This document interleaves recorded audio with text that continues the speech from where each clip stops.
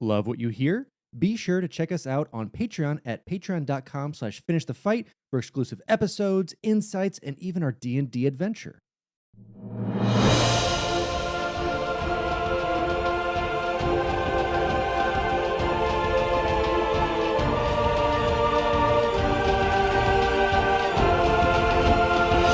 Welcome back to Finish the Fight, a gaming podcast. Where we produce and develop the highest quality gaming research in podcast form.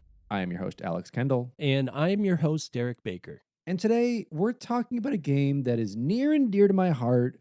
It's one of my fun JRPGs I played growing up, and it's one of those that continues on within the Tales series.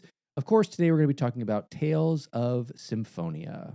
Yeah, man, a neat little, almost, I feel like more of a cutesy type of RPG that we don't see too many of. I feel like they're always dark and brooding, or they're really over the top bright and colorful, and there's not a lot of in between. And I feel like Tales of Symphonia is more like that. Of course, really traditional within that JRPG format, but still a little bit more of a unique vibe, I think, compared to some of its contemporaries. Yeah, I mean, because another game around this time that came out is Skies of Arcadia, which, again, is one of my favorite RPGs I've ever played.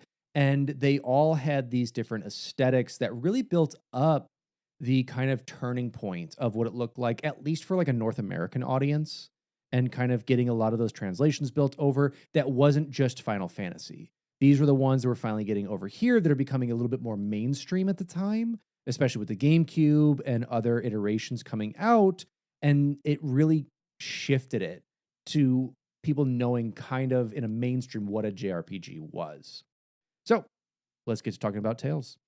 Tales of Symphonia is an action role-playing game released for the Nintendo GameCube on August 29th, 2003 in Japan. It was published by Namco and is the fifth core product of the Tales series.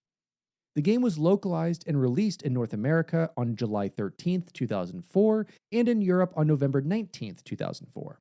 In Japan, the game was ported for the PlayStation 2 with additional content and was released on September 22nd, 2004. The game takes place in the fictional world called Silveron and follows Lloyd Irving. Lloyd accompanies his childhood friend, Colette Brunel, who is destined to go on a journey to save their world. As their journey progresses, they learn that saving Silveron endangers Tethella, a world parallel to their own. The game's central theme is a, quote, RPG that resonates with you. Now, the game's reception was generally positive. It received a Japan Game Awards in 2003 and had received re-releases under the Player's Choice and PlayStation 2 The Best labels. In the United States, over 100,000 copies were sold during the first 2 weeks and has sold 2.4 million copies worldwide across all platforms, making it the best-selling title in the franchise. The game has been adapted into 7 manga collections, 2 novel series, 7 drama CDs, and an OVA anime series.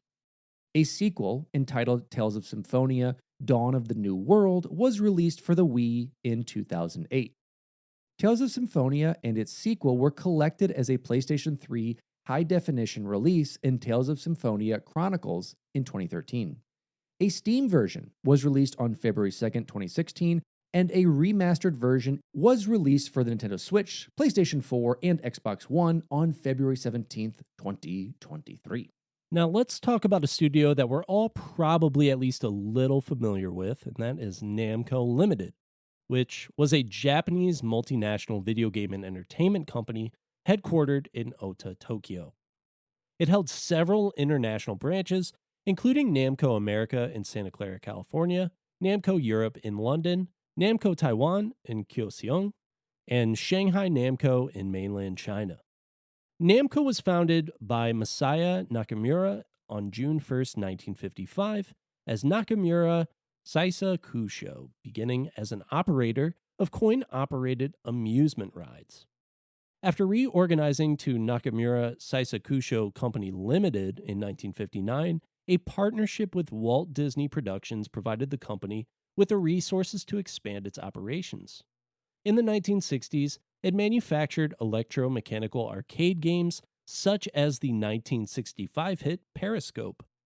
It entered the video game industry after acquiring the struggling Japanese division of Atari in 1974, distributing games such as Breakout in Japan. The company renamed itself Namco in 1977 and published GB, its first original video game, a year later. Among Namco's first major hits was the fixed shooter Galaxian in 1979. It was followed by Pac-Man in 1980, the best-selling arcade game of all time. Namco prospered during the golden age of arcade video games in the early 1980s, releasing popular titles such as Galaga, Xevious, and Pole Position. Namco entered the home console market in 1984 with conversions of its arcade games for the MSX and the Nintendo Family Computer. Its American division majority acquired Atari games in 1985 before selling a portion of it in 1987 following disagreements between the two companies. Arguments over licensing contracts with Nintendo led Namco to produce games for competing platforms, such as the Sega Genesis, TurboGrafx 16, and PlayStation. Namco continued to produce hit games in the 1990s, including Ridge Racer, Tekken, and Taiko no Tatsujin. Namco endured numerous financial difficulties in the late 1990s and 2000s as a result of the struggling Japanese economy and diminishing arcade market. In 2005, Namco merged with Bandai to form Namco Bandai Holdings, a Japanese entertainment conglomerate. It continued producing games until it was merged into Namco Bandai Games in 2006. Namco produced several multi-million selling game franchises, such as Pac-Man, Galaxian, Tekken, Tales, Ridge Racer, and Ace Combat. It operated video arcades and amusement parks globally, and also produced films, toys, and arcade cabinets, as well as operated a chain of restaurants. Namco is remembered in retrospect for its unique corporate model, its importance to the industry, and its advancements in technology. Its successor, Bandai Namco Entertainment, and its subsidiaries continue to use the Namco brand for their video arcades and other entertainment products.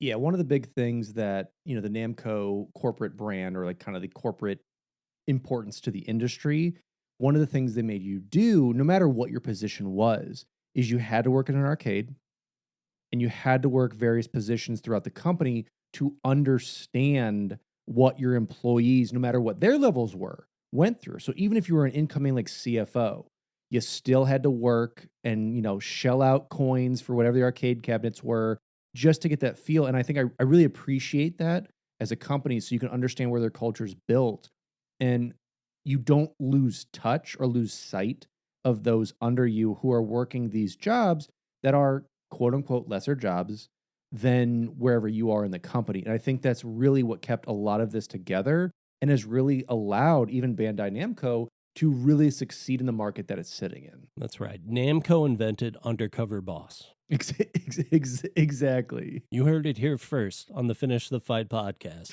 Exactly. Now, the game itself, talking about Tales of Symphonia, was first announced on May 8th, 2002 by Namco to be one of the many titles it would be releasing on the Nintendo GameCube. Namco stated it would be a part of the Tales of Fantasia series and expected comics, animation, drama CDs, and novels to be spun off from the game. Its name was revealed to be Tales of Symphonia in February of 2003. An April 2003 edition of Famitsu revealed the game had been in development for 2 years, that its developers are the same from Tales of Eternia, and that the game will have the most main characters in the Tales series and will be the first 3D game in the series. During E3 2003, a North American localization was confirmed. A conference by Namco on June 9th, 2003 revealed the game will be on 2 discs, and its theme song will be Starry Heavens by Day After Tomorrow, which is remixed as Starry Heavens version 2013, based on the orchestra version, which is also performed by the band's lead singer, Misano, in the PlayStation 3 version and in both the Japanese and Western releases. To celebrate its release in Japan, The game was bundled with a symphonic green Nintendo GameCube. For the North American version, the localization producer replaced Starry Heavens with an orchestral anthem and focused on hiring professional voice actors to dub the game in order to appeal to the Western audience. The game was released in Japan, as we had said, in August of 2003 and was localized in North America and Europe on July 13th, 2004 and November 19th, 2004, respectively. During the second week of April 2004, Weekly Shonen Jump announced a PlayStation 2 port of Tales of Symphonia. It received new in-game additions, and its theme song is Soshiite Boku ni Dekiru Koto, or And Thus I Can Do It, by Day After Tomorrow as well, and it was performed by the band's lead singer, Misono, in the PlayStation 3 version on both. It was released exclusively in Japan on September 22nd, 2004, and re-released under the PlayStation 2 The Best label on July 7th, 2005. So let's talk a little bit about the game's scenario. Takumi Miyajima, the game's writer, explained that Tales of Symphonia was planned to create a unique symphonia, dependent on the player's choices and the affection system. Miyajima wrote many scenarios, with the most significant events centered on Zelos Wilder. Originally, Zelos' death was supposed to be canon. His survival would have been dependent on the affection system. He would die early on if he was ranked the lowest in the affection system, would die at the end if he ranked in the middle, and would only survive if he ranked the top. However, the development staff suggested having Kratos Arion return to the party, and the team discussed how it would work. The change in scenario had Miyajima rework Zelos' death into a non-canon path of the story. While generally a self-contained story, Symphonia apparently takes place within either the same or a similar timeline to the first Tales game, Tales of Fantasia. The sequel, Tales of Symphonia Night of Ratatosk, localized in English as Tales of Symphonia Dawn of the New World, was announced on July 20th, 2007 for the Wii. It was released in Japan and North America in 2008 and in Europe a year after. Tales of Symphonia Chronicles was announced on June 1st, 2013 for the PlayStation 3. It contains Tales of Symphonia and Tales of Symphonia Dawn of the New World with remastered graphics and additional content. It was released in Japan on October 10th, 2013, and it was released in North America and Europe in February 2014 as both a retail version and download release, with the option to purchase Tales of Symphonia as a standalone release. And of course, there was that remaster as well.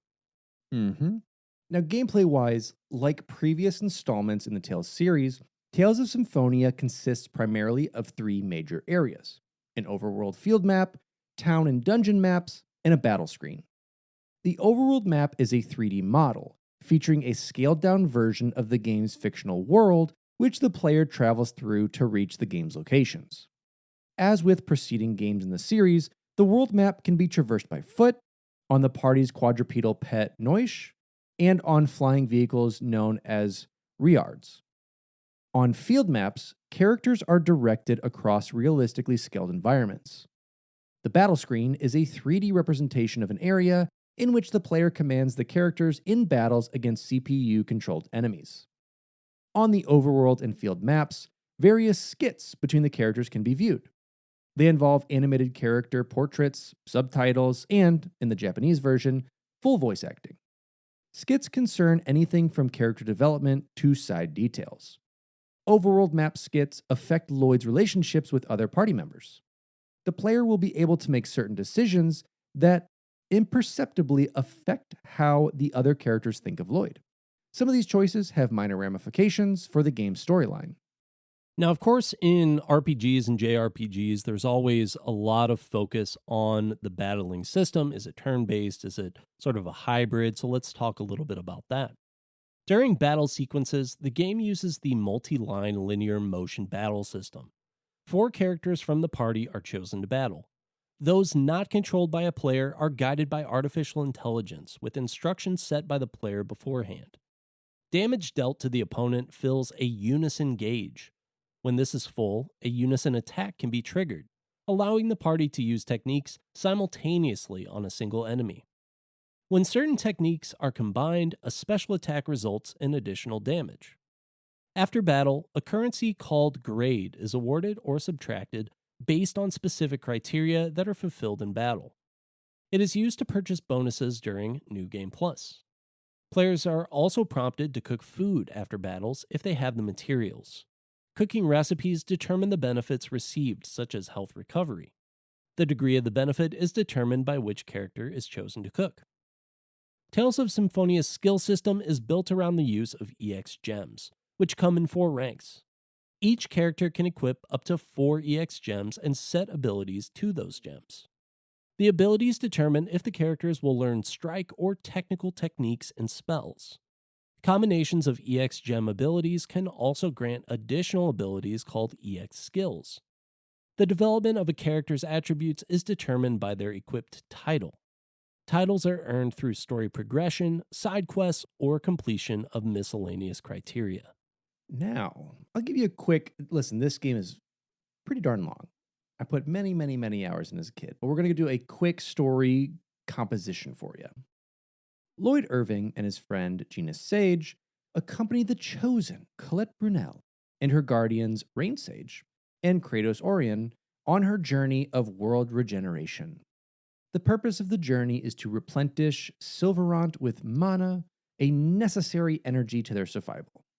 The path of the journey consists of 5 temples, which must be unsealed by Colette.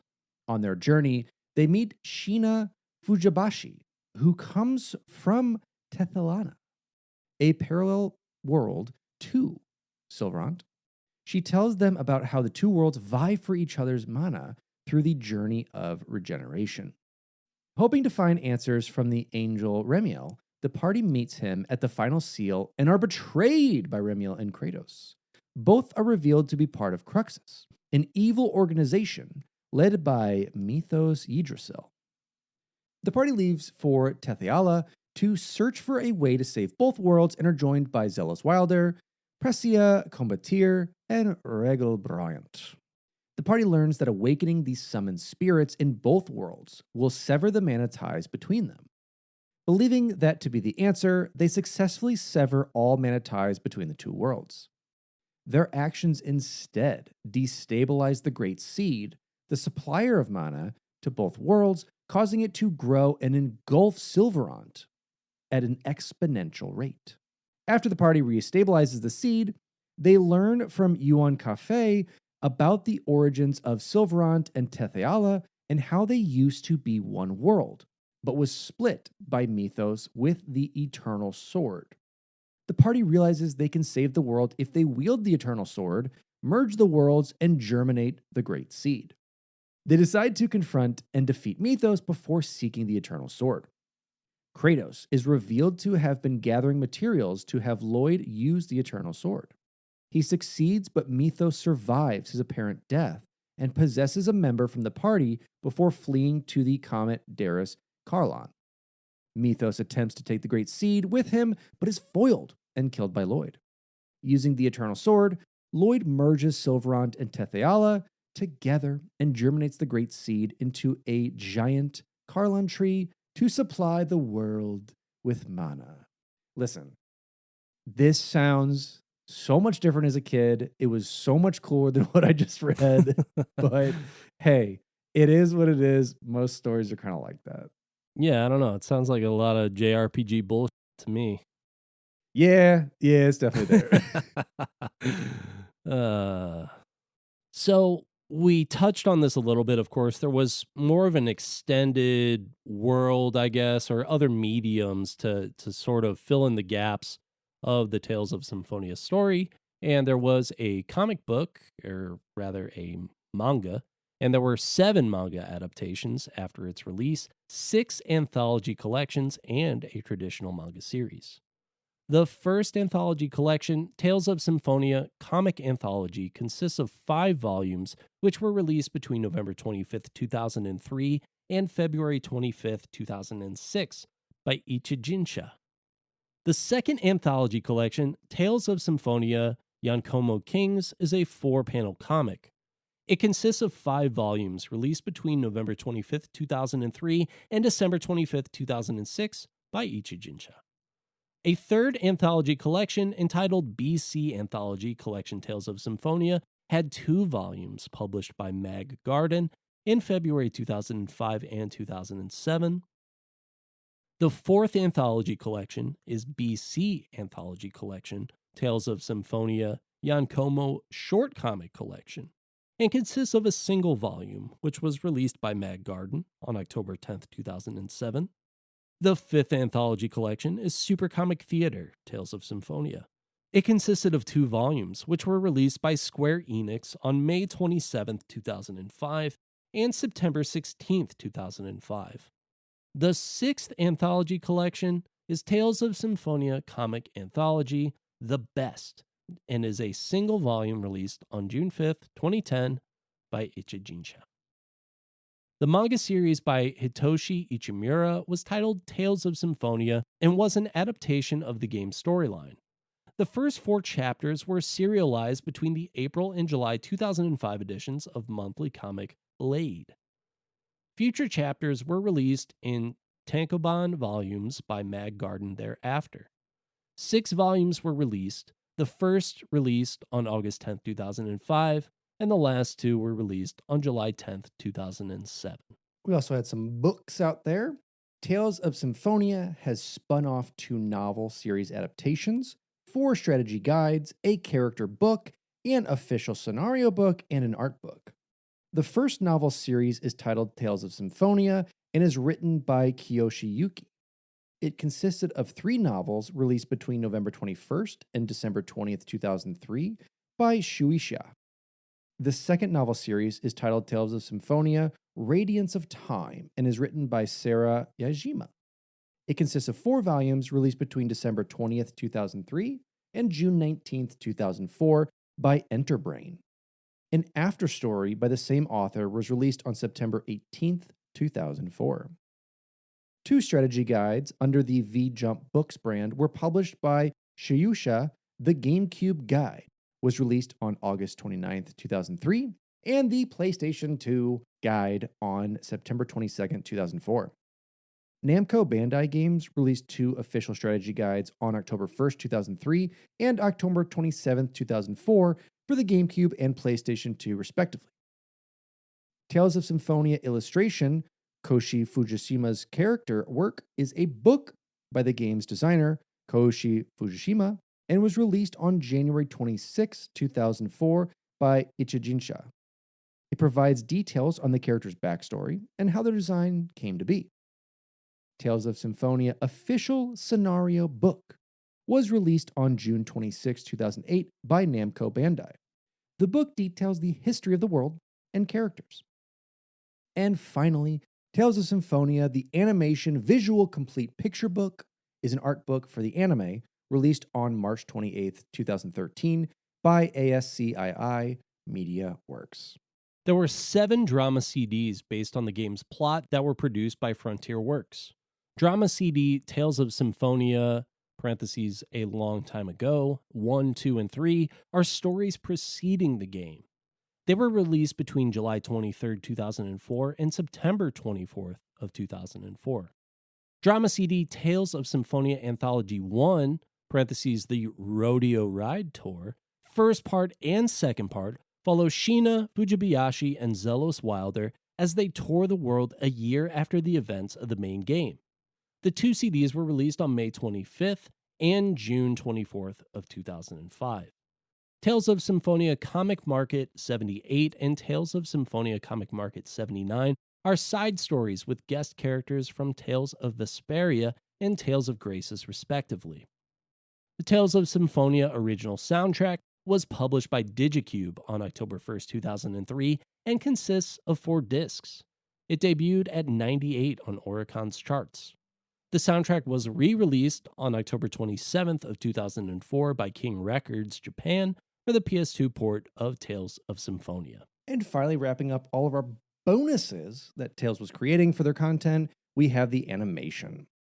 Tales of Symphonia, the animation, was an OVA series animated by Ufotable and produced by Genion Universal Entertainment and Frontier Works.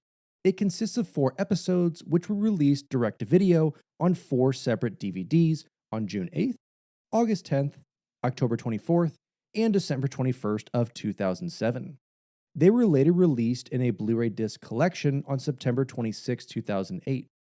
The series later re-released on Universal Media Disc between June 25th and July 23rd, 2010, and on May 8th, 2010, the series aired on ATX as a promotion to the sequel of the series. The episodes use 3 pieces of theme music. The opening theme is All Materia by Iri Kawai, and the 2 ending themes were Wish by Kaori Hitika and Let's Go Home by Nanamizuki. The sequel series, Tales of Symphonia, the animation Tethala episode, was announced during Tales' Festival 2008. It consists of 4 episodes, which were released on March 25th, May 26th, September 23rd, 2010, and February 25th, 2011.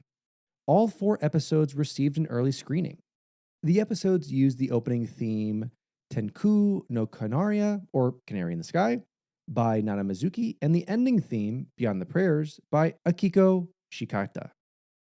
Ending theme of the 4th episode is Tethala Sui no Kodomo Tachi by Akiko Shikata. The second sequel, Tales of Symphonia, the animation, the United World episode, concludes the anime's plot, and it consists of 3 episodes released directly to DVD and Blu-ray on November 23rd, 2011, June 20th, 2012, and October 21st, 2012. All 3 episodes had early screenings, and they were available around Japan and featured different theme songs. A Blu-ray box set containing all 3 series was announced on June 1st, 2013, and released on November 6th of that year. Tales of Symphonia garnered generally favorable reception from critics, according to review aggregator Metacritic. Critics have praised the game for its real-time battle system. GameSpy described the battle system as wonderfully fast and to the point, while G4 Tech TV noted its accessibility and potential to attract non-RPG gamers. The visuals were praised for their cel-shading effects and anime-influenced art direction, with Jeremy Jastrab of PAL-GN saying that the stylish characters, animations, and special effects enhance the game's battle sequences. However, David Smith of OneUp.com disliked the lack of detail and facial expression in the character models, remarking that the rare occasions where they do show emotion come across as disturbingly jarring. He negatively compared the character designs to Fujishima's earlier work in Tales of Fantasia, saying that Symphonia's characters lacked the personality of those in the preceding title, and claimed that any number of cheaper artists could have delivered equally inspired designs. Smith also criticized the cel shading style as uneven and shaky compared to that of Jet Set Radio. The settings were admired for their detail and variety, with some commenting that the background art transitioned well into a 3D format from the classic Tales titles. Jastrab was stunned by the lack of slowdown during the game's chaotic action segments, and Benjamin Turner of GameSpy was also amazed by the consistently high frame rate, which he regarded as, quote, a great bonus in a time when most RPGs are content to chug at 30 frames per second. Rob Fahey of Eurogamer and Jastrab were disappointed by the game's lack of cutscenes in the vein of the traditionally animated opening cinematic. The in-game cutscenes were described by the EGM reviewers and Jastrab as dull and a little underdone. Fahey and GameSpot's Bethany Massimilla remarked that the game's attempt at depth of field effects in some scenes resulted in the characters appearing smeared rather than out of focus. The overworld's presentation was criticized as underwhelming. Some compared its level of detail to titles from the previous generation of consoles, while Jastrab argued that the quality would not have been passable even in that context. Massimilla additionally faulted the camera in these portions, explaining that it required frequent adjustment and sometimes obscured incoming enemies. Reactions to the music were mixed. Some regarded the score as unremarkable, which was a source of disappointment for Fahey, as he felt the beautifully constructed world deserved a more impressive soundtrack. Jastrab deemed the music exceptional and stellar, saying that it captures the mood of the relevant scenarios with virtual perfection, while avoiding the repetitious nature of anything related to anime. Masamela observed that the soundtrack held true to the tale's norm of combining wind instruments and bells in pleasing ways for main themes. Turner and IGN's Mary Jane Irwin respectively described Sakabura's score as a typically fine piece of work and pleasantly decent, though Irwin remarked that the musical variety was relegated to dialogue oriented events, with the battle and overworld themes taking up most of the playtime. The voice acting was commended, with Smith remarking that the characters were more fun to hear than they are to look at. He added that the repartee between Lloyd and Janice elevated them above their archetypes. Fahey noted that his praise for the voice acting was rare, as he was not a fan of dubbing and was slightly disappointed that the skits were not voiced as well, which he said resulted in them feeling drawn out. Although Jastrab approved of the voice acting's professional quality, he mentioned that some of the dialogue was not well placed, explaining that, quote, there is no building of feeling or creation of tension. It pretty much bursts onto the scene. However, Irwin considered the delivery to be flat and stilted, observing that emotion is often expressed at the wrong times, or not at all, and conversations rarely sound natural. Turner also deemed the voices to be so-so, opening that while the characters' battle vocalizations were sufficient, the actors lacked the range needed for the emotionally demanding scenes, which he said were held back by generally inept direction in the cutscenes. Responses to the narrative were mixed, with some considering the story to be familiar and predictable. The reviewers of Nintendo Power said that the story was told with wonderful craft, and were surprised that the player-controlled character does not carry the chosen one role.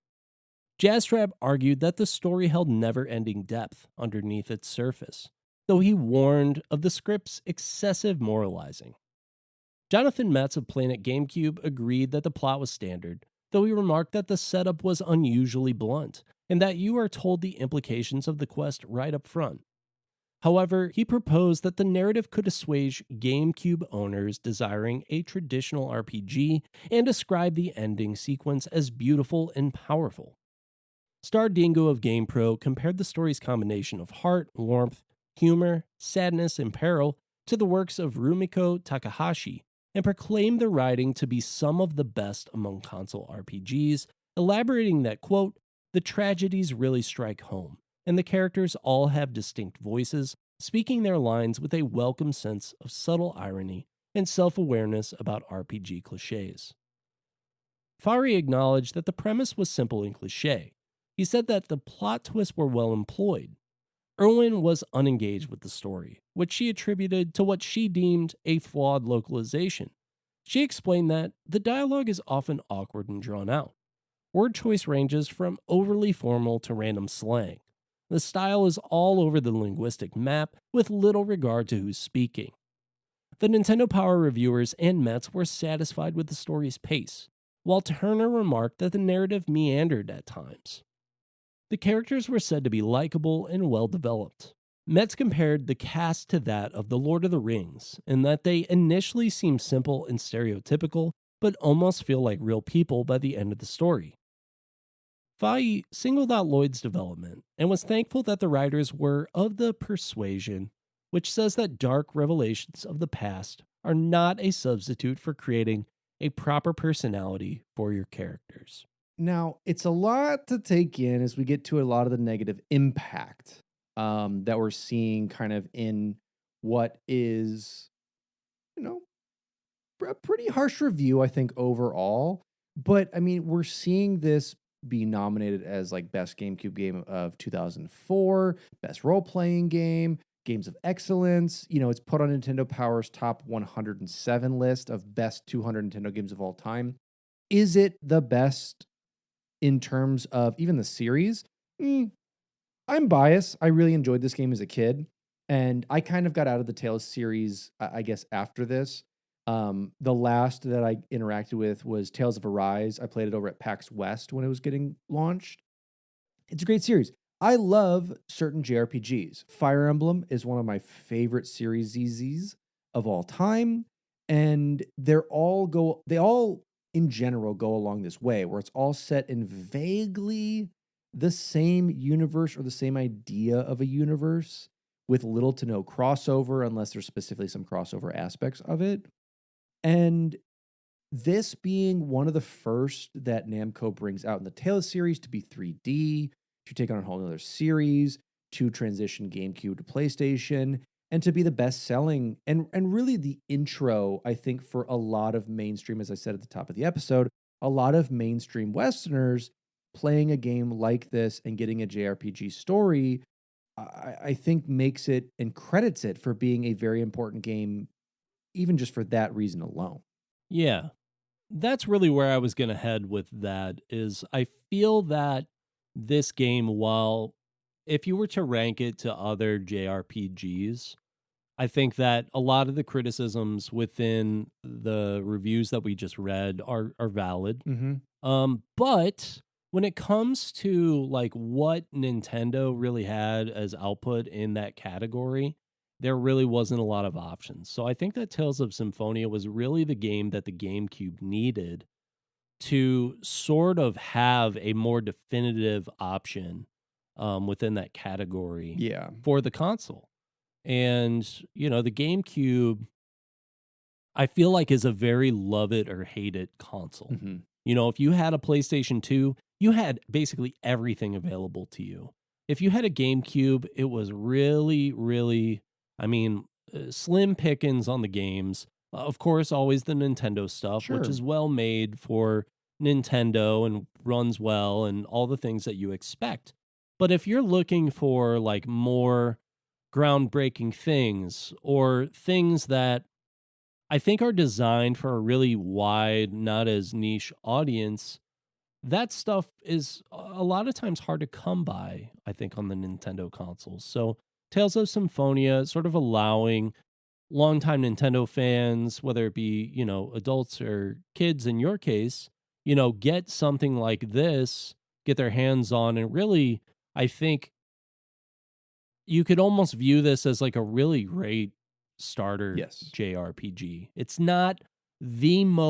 long, but it's not like the most overwhelming game that you could get into, right? It's not like jumping into like Xenoblade Chronicles or something, which is like hundreds and hundreds of hours of content if you really want to go through everything. And a lot of JRPGs are super text heavy and there's a lot of adult themes, but this game really has a lot of there was criticism for the localization and the voices not being consistent, but as a kid, I think being able to relate a little bit more through some of that language Mm-hmm. probably makes it more approachable in that sense. Yeah, and I think a lot of it was, again, around this time, most people knew JRPGs or RPGs at the time to be kind of the Final Fantasy.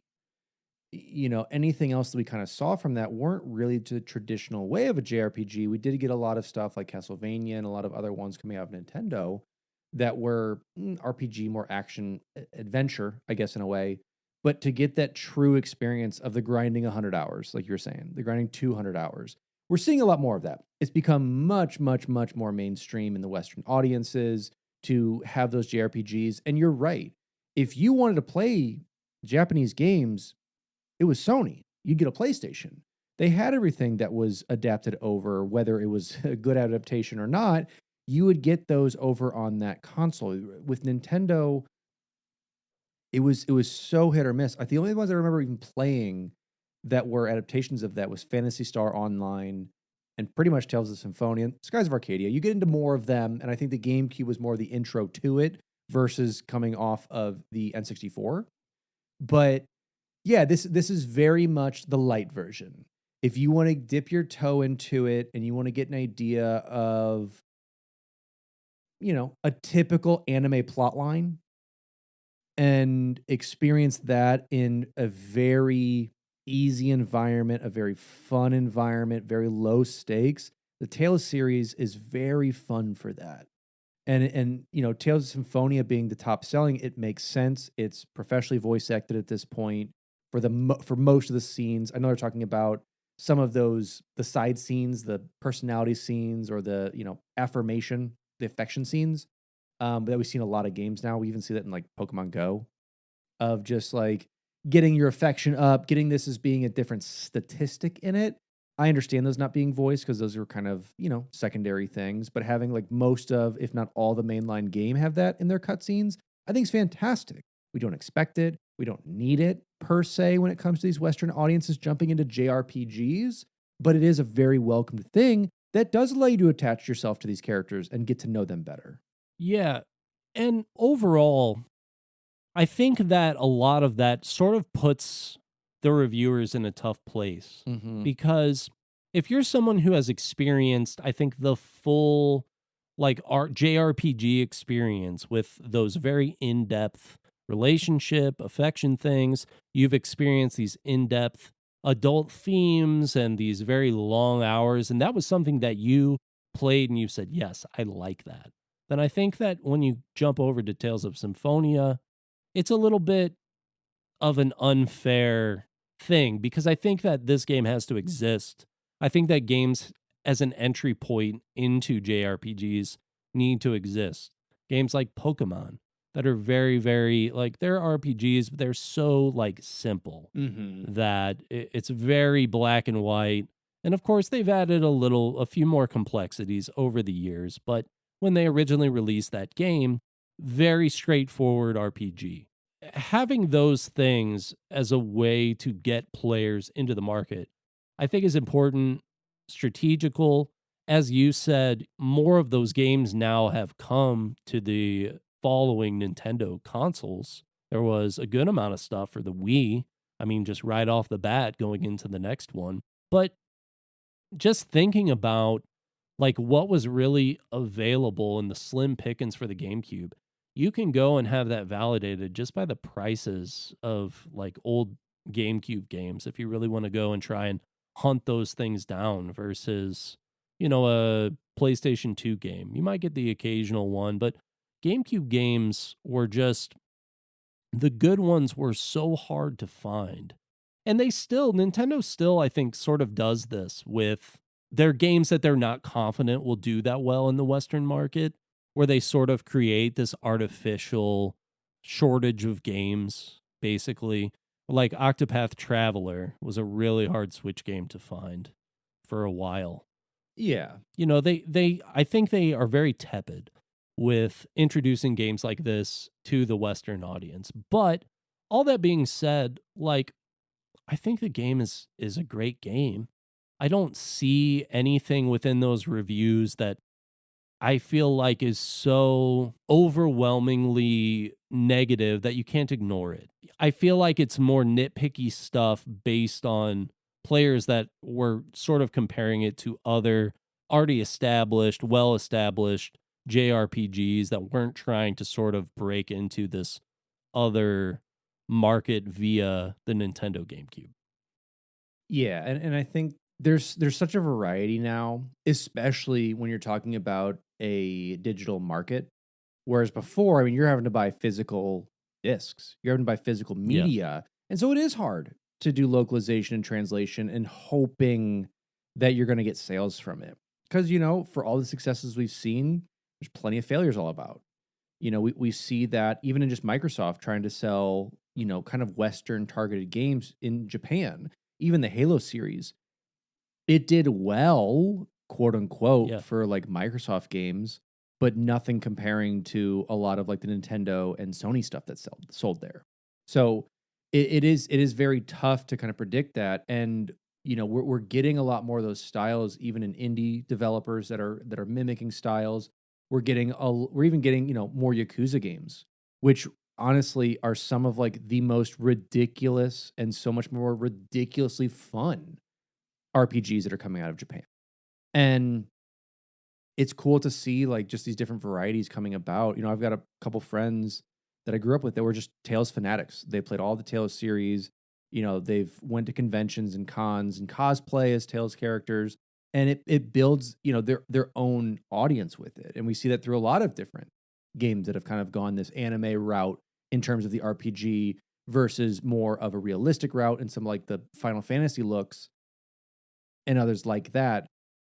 It's cool to see it, and I always welcome more competition more into the market. And I think Tales, at least for me, was my gateway J game that I kind of worked into. That and Skies of Arcadia were kind of the two that like brought me into that sphere that sunk 100 hours, for me to put into these games. And I don't really know of too many other JRPG games that really had the success, I think, in the other mediums that Tales did, where Mm-hmm. it is a manga and an anime, and you're getting all of these other uh, parts of the story. I think that people really like that stuff today, sort of rare for the time, which I think Yeah. helps to set it apart and helps to sort of nurture that fan base where they become more mega fans rather than, a lot of people love Final Fantasy characters, Fire Emblem characters, sure, but sort of a lot of those characters, it's like you play the game with them and then you're done. That's it. Yes. They're gone and you don't care about them anymore necessarily. Maybe you liked them for that story, but there's not like an additional thing that you can go and see these characters again and get more background on another story per se without really, really searching for that content. Whereas this was very like in your face, this is what we're doing. And I think that that is a great another layer that helps attribute the success that this game had versus sort of, being placed up against some of these reviews that, unfortunately had to sort of give a lot of mixed feedback for their feelings about specifically the game and not Tales, I think, as a whole. So for me, this game is probably like, I think, like an 8 out of 10. For me, like looking at the game itself, I see some of the criticism. I see some of the artwork being maybe a barrier when it comes to the characterization.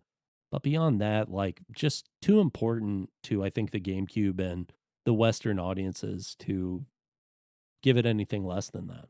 Yeah, I think that's it. And even like, yeah, bringing up the talk of just like the multimedia approach that a lot of JRPGs had. I mean, even in Final Fantasy, we saw several movies, saw some comics, some books come out with that. In the Western audience, we mostly saw books. Halo series obviously has plenty of books into it. I'm staring at one on my shelf right now I bought. I remember I loved reading. None of you have played this game. I'm saying none of you have played it. It is, I believe, a Microsoft published one for the Xbox, and it was Brutal Force. I don't know why I bought the book. I enjoy the book, but we're seeing more and more of this multimedia presence coming out, especially with Netflix picking up a lot of stuff. We're seeing Dragon's Dogma. We're seeing Castlevania. We're seeing plenty of other titles. Fallout's coming out. The Halo show. All this stuff that's getting these either live actions or animated representations into it. And we've seen that tried in Western audiences for a long time for movies or attempts at shows that we're seeing. But it's really cool to see the multimedia aspects of it. And it helps that, the video game industry is, in terms of media, dwarfs everything. So there's a little bit of money there to put into these other facets. Yeah. But yeah, I agree. I think it's important for its time. If I had to give it a rating, I would give it, honestly, how cool Lloyd was and still is to me with his sweet red jacket, dual wielding swords. You don't get cooler than that. It's really the coolest thing you could get from like a 13-year-old boy being like, yes. Listen, that one kid, listen, mean, it beats ball and stick. That look, if he was a Ninja Turtle, like this would have been top tier. that's what I'm saying. So yeah, if 10 out of 10. it's pretty much, if you actually, it's 11 out of 10. Two swords up, that's a 1 and a 1. 11 out of 10 in sword terms. That's good. That's Yeah. good stuff. That's a good review. It's logical. It's math based, Exactly. shape based, Exactly. geometry. Stay in school. Research for this episode was done by Alex Kendall and Derek Baker. The intro and outro music for this episode was given to us by our friend Evan Barr, and our lovely artwork was provided by Aaron Shattuck. Lovely, beautiful people, as well as the beautiful people over on our Patreon. You can check us out at patreon.com/finishthefight. Want to thank a few select members today with Snide T-Bird, Nick Hyman, Anthony Gooch, and Seth Ralston. Thank you all so much for your support. You can find this podcast on Apple Podcasts, Spotify, or most likely your favorite podcast listening platform. If you haven't yet, please drop us a review. It helps us out a lot. We love to hear from you. And if you are a Spotify listener, there are Q&As that we have in every episode. Go ahead and read those, give us a response, and maybe yours will get published. And you can check us out on Twitch. You can see me at twitch.tv/sourman70. That is twitch.tv/sourman70, as well as Derek over at twitch.tv/thebakerman247. That is twitch.tv/thebakerman247. You can follow this podcast on Instagram and Twitter. We are also on Discord. It's free to join. There is a link in every description of every episode. Go ahead and click that, and we would love to see you there. And with that, this has been our coverage of Tales of Symphonia.